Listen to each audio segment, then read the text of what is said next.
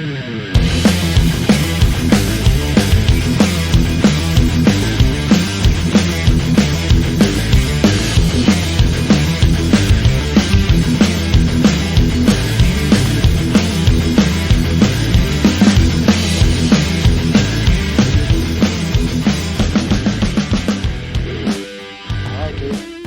live.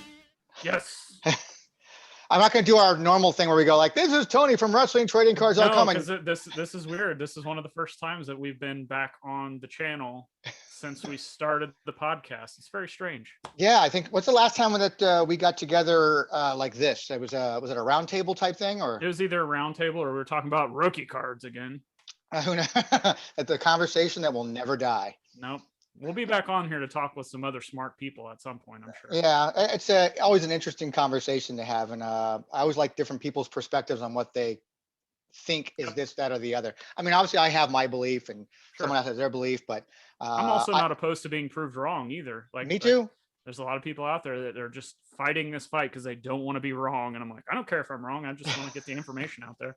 Speaking of getting information out there, yes. Today's wonderful episode we're going to be talking about is the explosion of podcasts and YouTube channels discussing wrestling cards. Have you? I'm sure you've seen all these things, and absolutely. And I wish it was even more of an explosion. I wish it was like a meteorite hitting. I mean, when I started, I mean, I'm new to this. I'm newer to this than you are for sure. I mean, you were already doing it.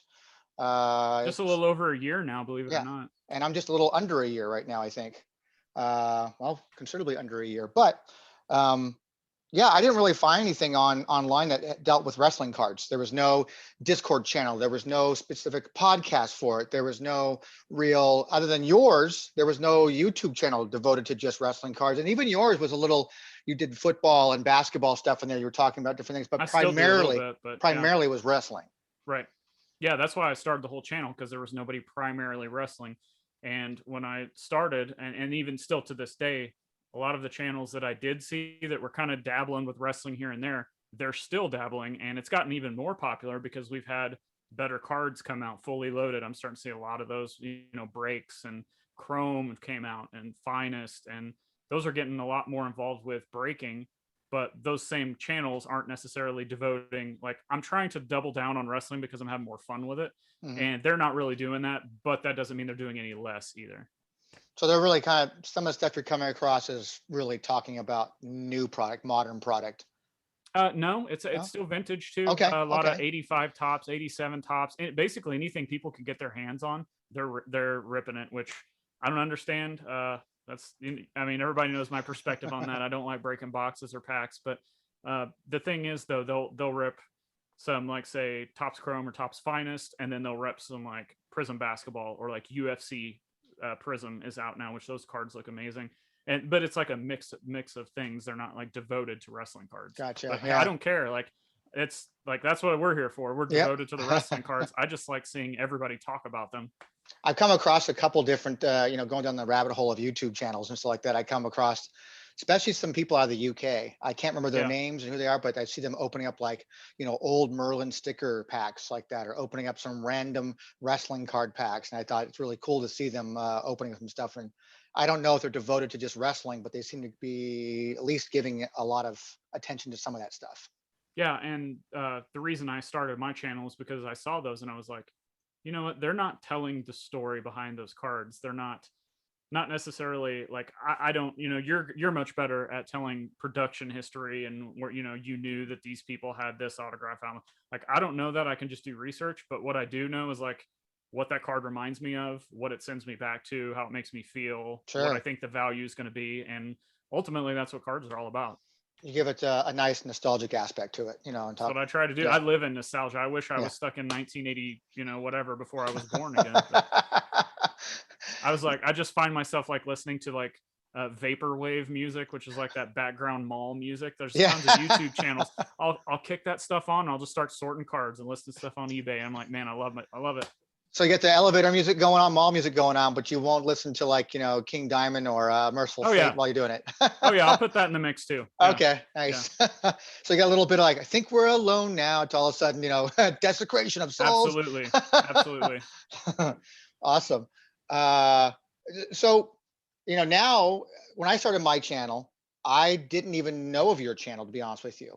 I discovered your channel while I was learning how to even put my first episode up.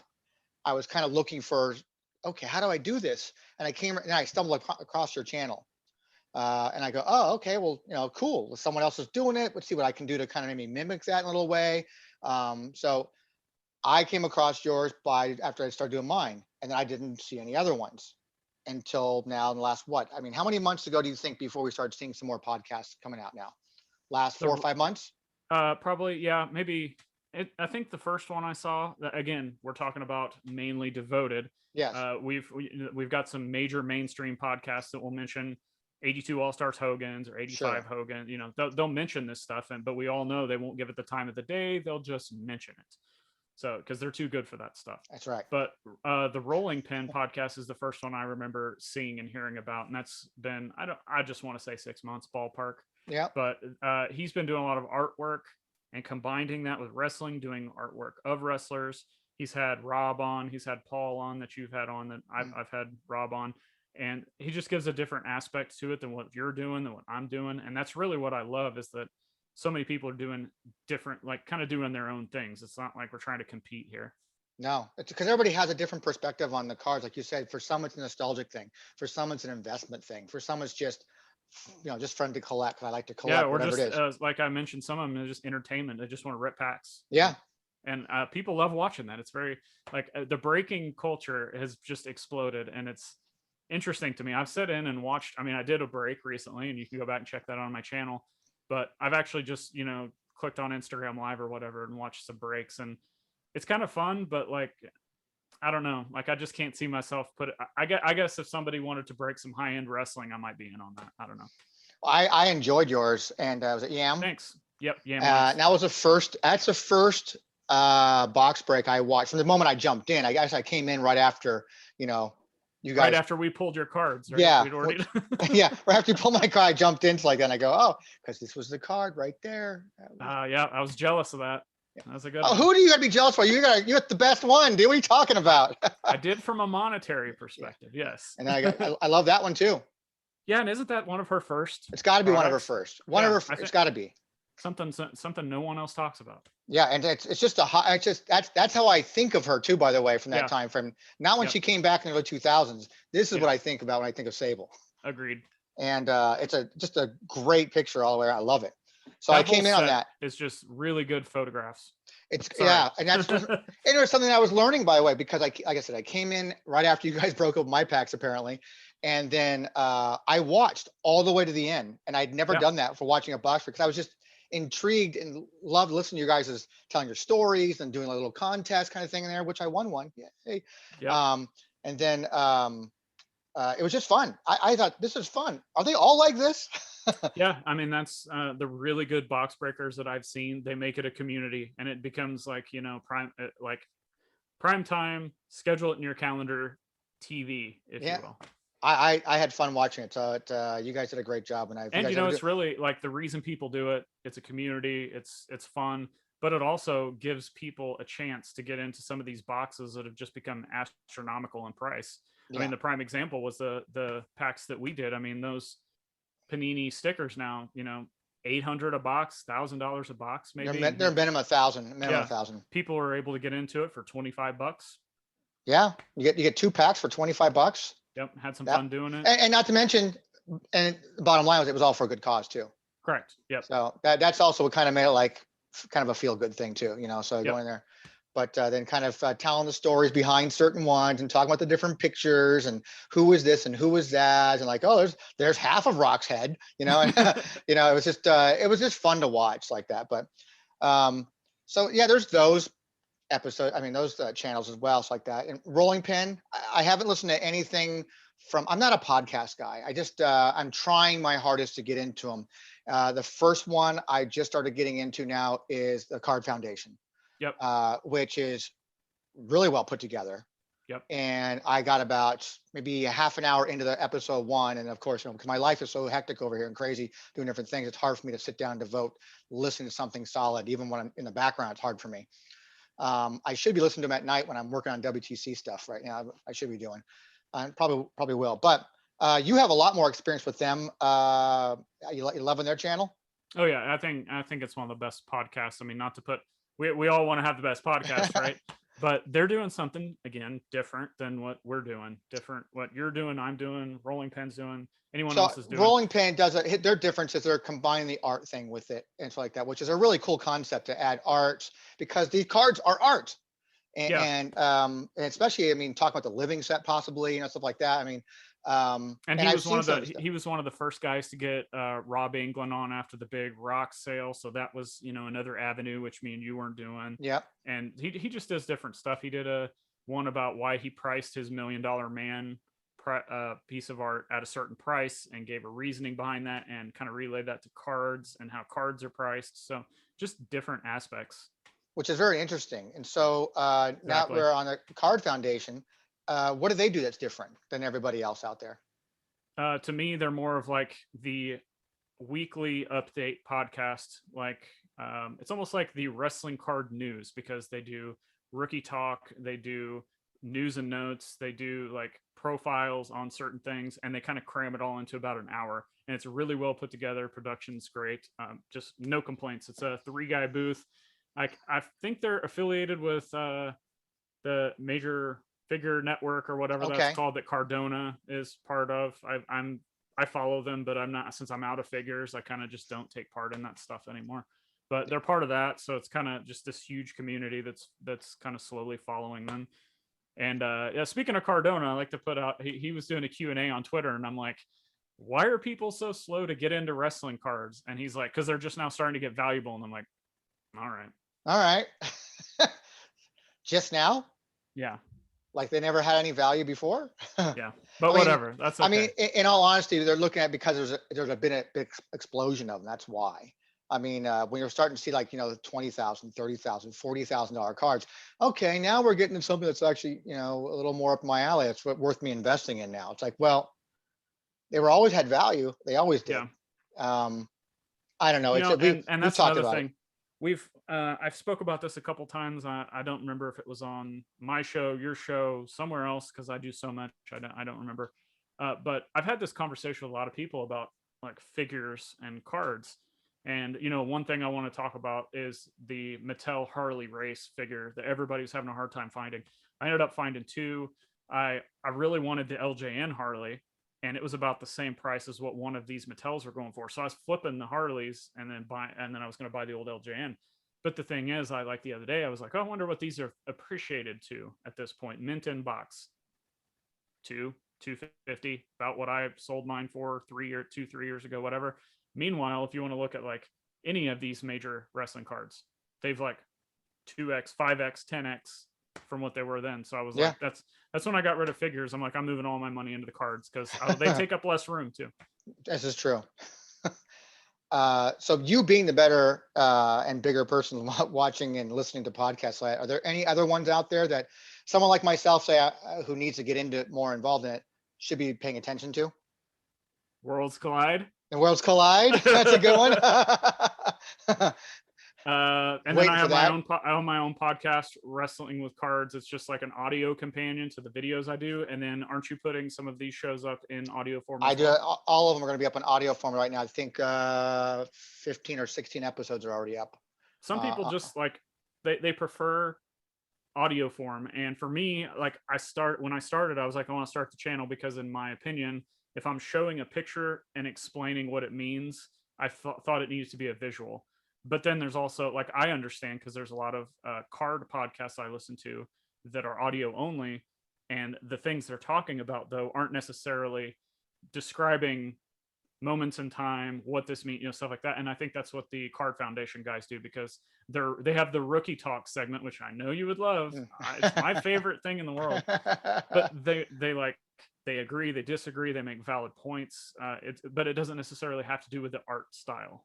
So it's something that works really good for audio, and it's just I like to each their own. I mean, some people Well, the like video to, aspect, like one of my favorite series of episodes that you did on your channel was about the 95 cards.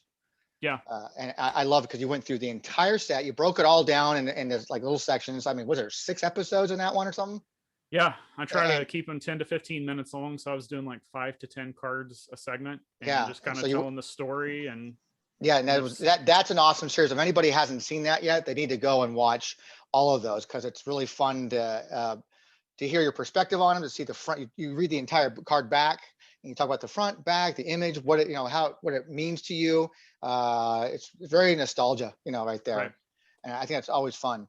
I mean, it'd Yep, be a lot of videos to do. You want to do every card set, but I'm I'd working watch on it. them. I'd watch them. Thanks, I'm working Well, I on it. And watch them anyways.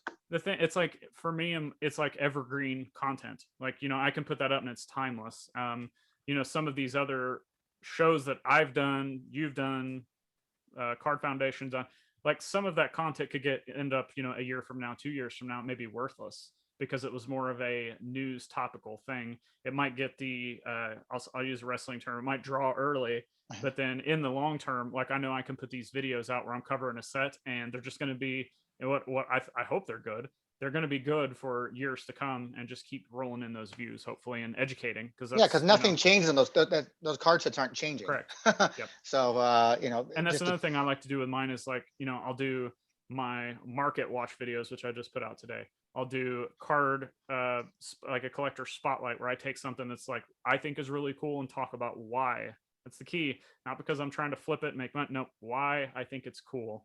And then I'll do the set videos, and then I do interviews because I think it's awesome to get different people's mindsets from different avenues of collecting.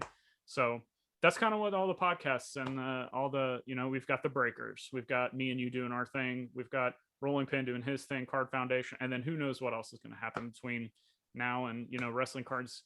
We joke around that they don't seem to get the popularity, but at the same time they are, like, they're slowly getting yeah, popular. it's weird because we have a lot of wrestling fans out there, obviously. Do you think there's going to be more? We're going to probably have some more podcasts probably coming out. I hope so. I don't Or I'd like to see podcast, or I get confused with podcast. To me is always an audio thing. I really don't consider the YouTube channel stuff to be podcasts. video podcasts are really Is it big for a okay? lot of people. So Video podcast. yeah. A lot of people like to match the face with the name, which I hope they're not looking at our faces. Yikes. We're all strictly audio from this point forward, folks. I gotta go. I gotta pay someone 75 grand to wipe my face away from the internet. I don't know. I hope some kind of major network gets some, because there's a lot of major card podcasts out there, just sports cards. The ones that me and you like to talk about, that they just kind of gloss over. Oh, this wrestling card, it sold for $7 million, but we're not going to talk about that. We're going to talk about this over here. Because it sold for $100 million. Yeah, exactly. I mean, I get it. Wrestling always gets looked down upon. It's wrestling, man. It's which is half the reason I like it, because of how campy and ridiculous it is. Of course. Yeah. I'm not buying it for, it's the number of freaking Emmys it's won, or Oscar nominations it's gotten. I'm watching it because it's fun. It's well, I don't watch anymore now, but back when I watched it, it was campy. It was just stupid, male oriented soap opera kind of thing, and I don't know. And it's something that stuck with me since I was a kid anyways. I was a wrestling fan since I was a little kid, and I love it. And I love seeing other people wanting to talk about the card aspect of it. That's always fun to me to watch that. And I try to at least watch snippets or hear snippets of it. Like, I haven't watched any of Rolling Pin stuff. I've seen every one of his promotions he's put on about his episodes. Like with Paul, I've watched that minute plus, a little promo of it's like that. I'm like, wow, this is really good. I probably should watch this. Well, that's another issue with just kind of the time we live in now, is like, doing something to keep someone's attention is very hard nowadays. We're all on our phones. We all have ADD essentially. And it's hard, and everyone's busy. It's hard for people to sit down and watch something, and that's why audio. But then there's other people who I've actually seen that carry their phones around in public with a video, like a YouTube video on it, and they just take it wherever they're going. So different things work for different people. I tried that. I've gone to a couple of card shows. I'm going to go to another one on Saturday. I hope they have a DJ just for your sake. Just, yeah. Dumbest thing I've ever heard in my life. It was bad. It was so bad. And I had all the intention of, my wife came with me and she started filming some stuff for me. And it was like, what's the point? All I hear is just, I can't hear anything. And then the second one, it was such a small little tiny show. It's like, it wasn't like, okay. There was nothing there. Right. And like, I walked around, there was no wrestling of any kind anyway. So what was the point? But I'm going to try again Saturday. Seems to be the trend lately is there's no wrestling cards. And I don't get it. I mean, everybody had the same thing. This little show I went to last Saturday, it was all the same thing. There's probably 25 vendors there, and they all just had, again, the same shit. At least this one, it was different than the one I went before. Like, I think maybe one person, maybe two people had like some Pokemon stuff, maybe. That was about it. Unlike the one I went before, like everybody had some little variation of Pokemon stuff, but it was all the same sport stuff, and nobody had wrestling. Yep. And the only guy with wrestling seeing all the same stuff all the time, even in wrestling cards, like seeing all the same stuff all the time is just lame to me. Like, I'm constantly like overreacting. Like, I saw somebody, it was actually a complaint on Twitter, but the fact is they had graded from HGA, they had graded at out of 5 finest red parallel Shawn Michaels, and the Shawn Michaels was in his red gear. And I'm like, this card is amazing. And it was one of those short printed ones, I believe. So like, I don't hardly ever see it. And like, it's like that pattern interrupt thing. When I'm scrolling through Instagram, looking at these cards, I'm seeing the same crap that you're talking about. And then all of a sudden I'll see like, some random thing. I'm like, oh my gosh. And lately it's been like Japanese VHS tapes, because they just have these crazy looking covers, and it'll just stop me. And I'm like, man. Oh, do I have any? Let me see. I think I have. So you're going through and you come around, you're like, oh. Exactly. Yeah, that's exactly what it is. And you're like, oh, kapoosh. Yep. I used to have that DVD. That's a good one. Yeah, these are actually original factory seal ones I have laying around here. And there's got this old one as well. And nice. I came across them in storage, the place that just keeps on giving to me. Gotta start doing videos on that, man. It's super entertaining. I love it. You're the only person I go and I text like that. Guess what I just found? I send you a picture like this big old statue, like the Sandman. It's like that. Or no, what was I sent you? I sent you one of there's a statue from what the hell was it? Sin City. You had Jay and Silent Bob stuff. I had those. Oh, they were big ones. They were big ones. I say that an actual statue with a gun from it was Sin City. Sin City. Yeah. Yeah, that was I gotta get rid of that damn thing. I want it out of here. One other thing I wanted to mention, I completely forgot about it until just now. It's not technically wrestling card channel or podcast, but Gaming Palooza Empire. Search that on YouTube. It's the guys over there doing a new wrestling card project called Superstars on Cards, and they've asked me to help out with it. They've asked another guy, Wrestle Vessel, which he has a YouTube channel you can check out. And we're just kind of giving information that we know. Like the first video, it actually just launched today. It's for the 85 Topps set. So I just talk a little bit about it, and the guy from Wrestle Vessel talks a little bit about it. And then the host of the show actually dusts off some of his 85 cards and then talks about it. First video is about 25 minutes long, but you can head over there and check that out too. So I think it turned out really good. The production's pretty good on it. So nice. Some more cool stuff out there for wrestling cards. Yeah, and I hope that there's people out there that just want to decide to start putting out wrestling card content, whatever it is. It seems like I'm starting to see a lot more popularity with the modern cards. So the finest and the chrome stuff and fully loaded, undisputed, like seems to be getting a little bit more popular. Seeing some price drops and some of the vintage stuff. So it's interesting. That's true. I've been noticing that too, because I'm much more into looking at eBay and things like that, and Mercari and other places. I actually just picked up a card set that from, I don't even know what year it's from, to be honest with you. I picked it from Japan, and it's of a Mexican AAA card set, full complete set that I'd never seen before in my life. Awesome. And what year is it? Oh, you don't know. I don't know. I'll be happy to share and show you some images when we're done here. It's like that, but it's cool stuff. Wishful thinking. It'd be nice if it was that 93 Topps and you could pull that Jericho out of there. No, it wasn't that. I knew about that. I've seen that before. You never know. But never know. No, this was it's from Japan, but it's all lucha stuff. Interesting. It's really cool. So the backs of the cards are also written in Japanese.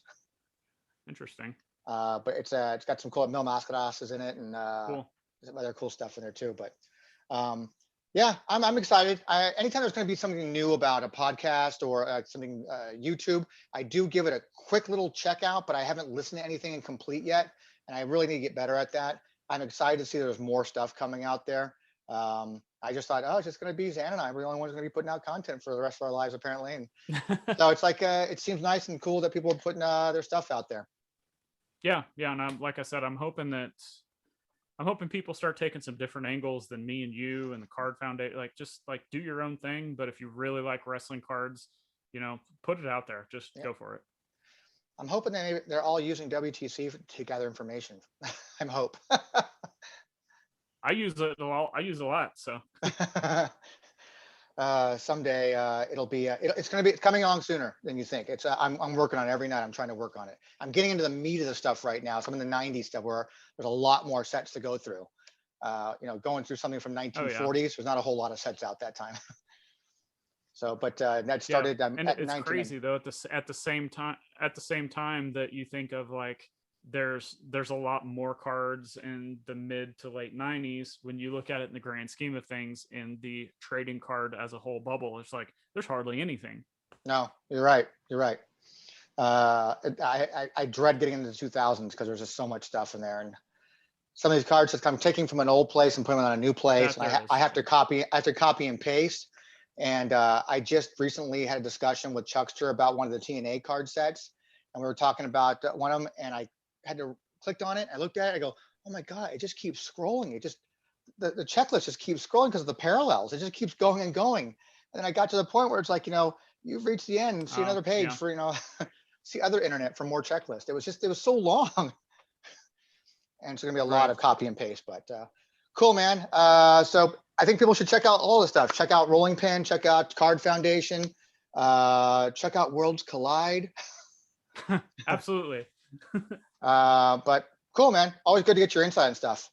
Thanks for having me on. I'll just plug my own stuff. Don't forget to check out Worlds Collide first and foremost, since we're both part of that.